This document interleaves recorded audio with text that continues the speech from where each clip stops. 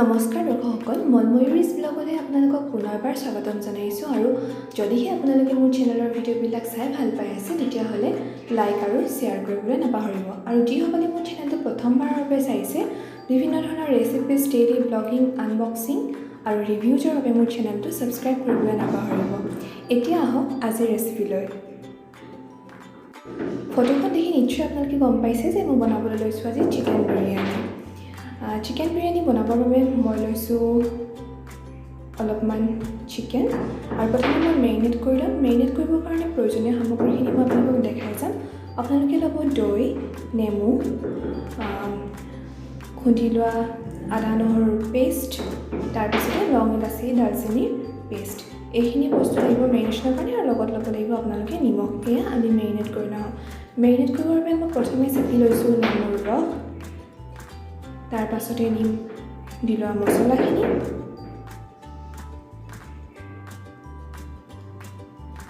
তাৰ পৰা দিম আদা নহৰুৰ পেষ্ট।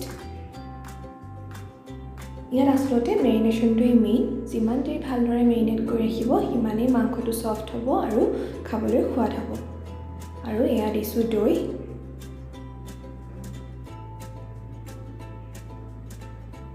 মাংস চাই আপোনালোকে আন্দাজমতে ৩-৪ চামুচমান দৈ দি দিব। এয়া লগত দি দিছোঁ নিমখ আৰু অলপমান চিকেন মছলা দি দিছোঁ ইয়াতে। এই আটাইখিনি বস্তু দি লৈ মই ভালদৰে সানি 1 ঘণ্টামান সময়ৰ কাৰণে ৰাখি দিম। এতিয়া মই আপোনালোকক বিৰিয়ানী বনাবলৈ কি কি বস্তুৰ প্ৰয়োজন হ'ব এইখিনি আটাইখিনি ভালদৰে দেখাই লওঁ। আপোনালোকক লাগিব মেৰিনেটেড চিকেন, তাৰপিছতে ভালদৰে মেৰিনেট কৰি ৰাখি দিব 1 ঘণ্টামান ৰাখি পেলাই। তাৰপৰা লাগিব কাটি থোৱা পিঁয়াজ, আৰু এয়া লং, ইলাচি, দালচেনি, 2টা বিলাহীৰ পেষ্ট, চাউল মই 250 গ্ৰাম লৈছোঁ। এইখিনি বস্তু লাগিব, আৰু লগত লাগিব অলপ ভাজি লোৱা পিঁয়াজ, মানে আগতীয়াকৈ অলপ পিঁয়াজ ভাজি পেলাই থৈ দিব। এতিয়া মই মাংসখিনি বনোৱা আৰম্ভ কৰিম। মাংস বনাবৰ বাবে মই কেৰাহীত তেল গৰম কৰি লৈছোঁ। এখন ফ্ৰাইং পেনত মই অলপমান তেল গৰম কৰি লৈছোঁ।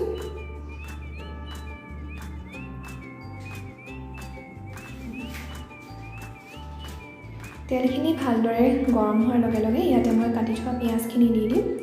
কাটি থোৱা পিঁয়াজখিনি ভালদৰে লৰাই ৰঙচুৱা হ'বলৈ দিব। পিঁয়াজখিনি ৰঙচুৱা হোৱালৈকে ভালদৰে লৰাই ভাজি থাকিব।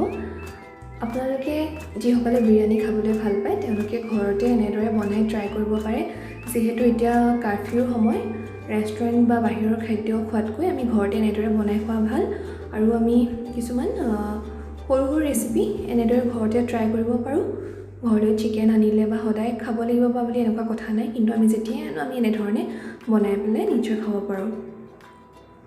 আৰু এয়া মোৰ পিঁয়াজখিনি অলপ ভজা হৈ গৈছে, আৰু এতিয়া মই ইয়াতে অলপমান হালধি, মানে যিমান পৰিমাণৰ হালধিৰ প্ৰয়োজন হয় মই এতিয়াই মিলাই দিছোঁ। হালধিখিনি দি পেলাই পুনৰ পিঁয়াজখিনি অলপমান ভাজি দিছোঁ। আচলতে ইয়াত আপোনালোকে আৰু বেছি মছলা এড কৰিব পাৰে, কিন্তু মই অকণমান ঘৰুৱাভাৱে খাব লগা হোৱা বাবে কম মছলা এড কৰিছোঁ। আৰু এতিয়া মই এড কৰিম ইয়াতে বিলাহীৰ পেষ্টখিনি, মিক্সিত পেষ্ট কৰি ৰখা বিলাহীখিনি মই ইয়াতে মিহলাই দিছোঁ। বিলাহীখিনিও পুনৰ অকণমান লৰাই ভাজি ল'ম, আৰু পুনৰবাৰ ইয়াতে অকণমান মছলা এড কৰিম।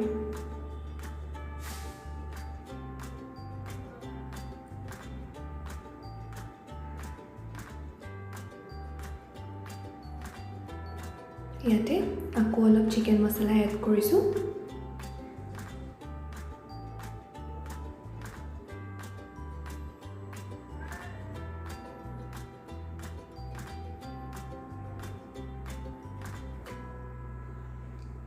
আচলতে মাংস মেৰিনেট কৰোঁতে যিমানখিনি বস্তু মছলা প্ৰয়োজন হয় সেইখিনি ইয়াতে দি দিব লাগে।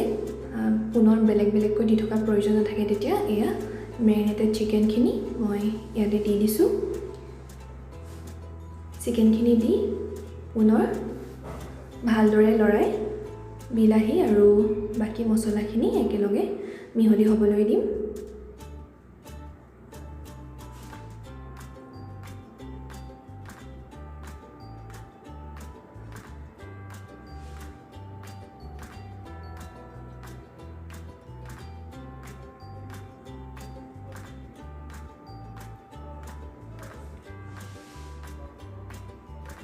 আপোনালোকে ফ্লেমটো মিডিয়াম কৰি ৰাখিব।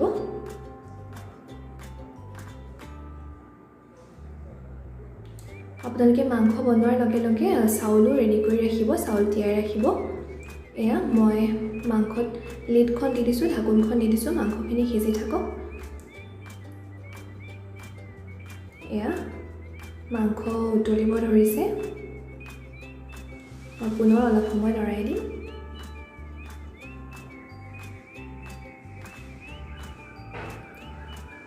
আপোনালোকক ইয়াতে চাউলৰ কথাটো কৈ দিওঁ, চাউলখিনি আপোনালোকে আধা ঘণ্টামান সময় তিয়াই ৰাখিব ভালদৰে, তেতিয়া কোমল হ'ব আৰু সোনকালে সিজিব।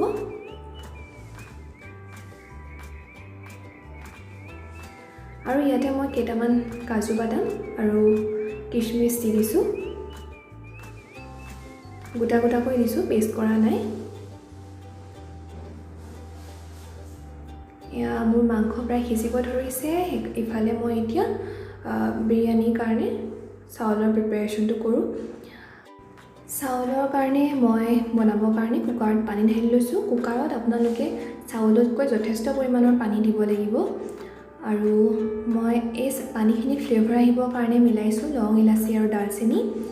তাৰপিছতে লগতে মই নিমখো ইয়াতে দি দিম। মই এইখিনিতে আপোনালোকক এটা কথা কৈ থওঁ, চাউলখিনি যাতে ইটোৰ সিটোৰ লগত লাগি নধৰে, সেইকাৰণে আপোনালোকে ইয়াতে এচামুচ ঘিউ বা যিকোনো তেল দি দিব, ৰিফাইন তেল দি দিব।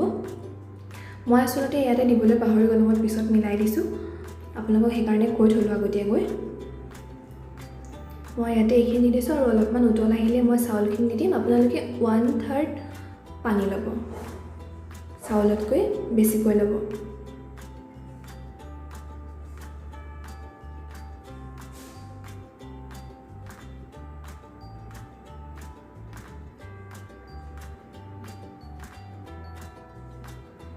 এয়া চাউলখিনি হৈ আছে, এফালে উতলি থাকক আৰু এফালে মাংস হৈছে। আপোনালোকে চাউলখিনি 70% বইল কৰিব বা 70 to 80%, কিন্তু 100% বইল নকৰিব।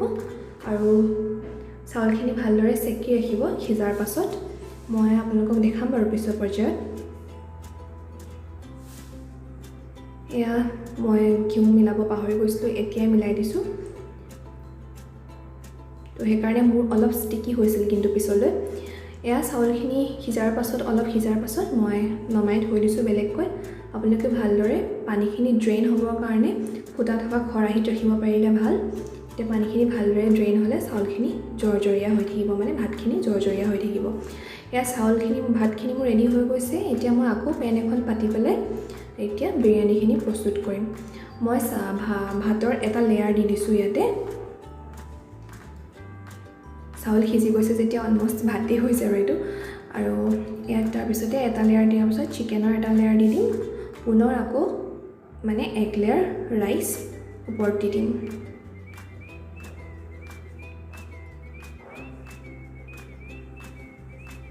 চিকেনখিনি দেখিছে কালাৰটো কিমান ধুনীয়া হৈছে, গোন্ধও ধুনীয়া হৈছে আচলতে, আৰু খাবলৈতো নিশ্চয় সোৱাদেই হ'ব।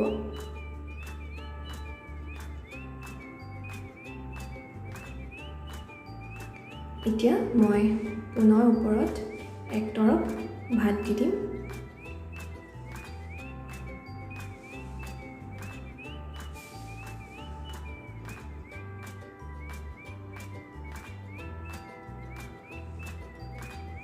আৰু এই যে ভাজি ৰখা পিঁয়াজখিনি তাৰ ওপৰতে মই দি দিছোঁ।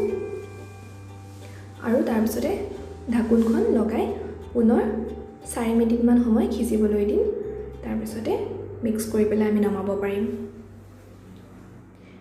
এয়া মোৰ 4 মিনিটমান সময় হৈ গৈছে আৰু এতিয়া মই আটাইখিনি সামগ্ৰী পুনৰবাৰ মিক্স কৰি পেলাই ছাৰ্ভ কৰিম। আৰু আপোনালোকেও এনেদৰে মিলাই ল'ব।